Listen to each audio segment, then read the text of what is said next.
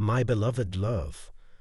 And I feel that you're going to see more and more evidence of that as time goes by. So, I want to know more about this groundedness you're coming into in the physical world. What is this groundedness for the divine feminine? First of all, I heard something about needing or connecting with people.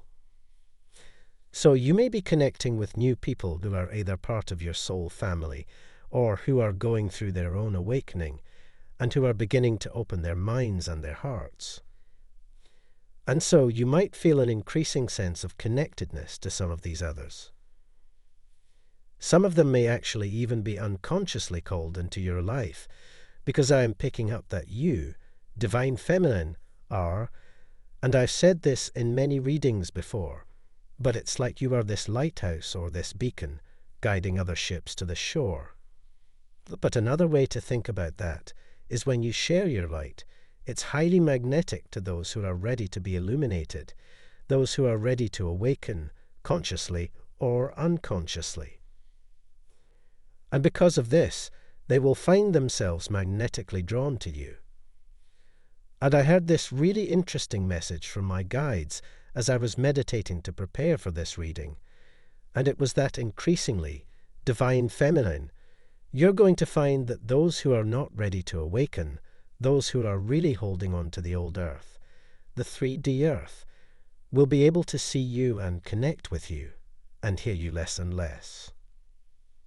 This is because there's an increasing divide in the vibrational frequency of those who are choosing to stay in this 3D heavy dense earth mentality paradigm, and those who are choosing to rise to a higher level of consciousness. That means that when you are on this entirely different frequency from those who don't want to tune into a higher level of vibration, who are afraid of the change or afraid of the unknown, you will find that even if you're in the same room, you may feel as though these others aren't noticing you, aren't seeing you.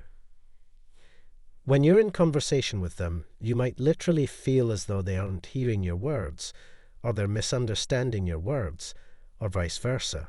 They might say something to you, and it's almost like their words aren't fully registering to you. When this happens, it's because you are on an entirely different wavelength. So, in a sense, my guides are teasing. It's almost like trying to make a long-distance call with a poor connection on two different sides of the globe.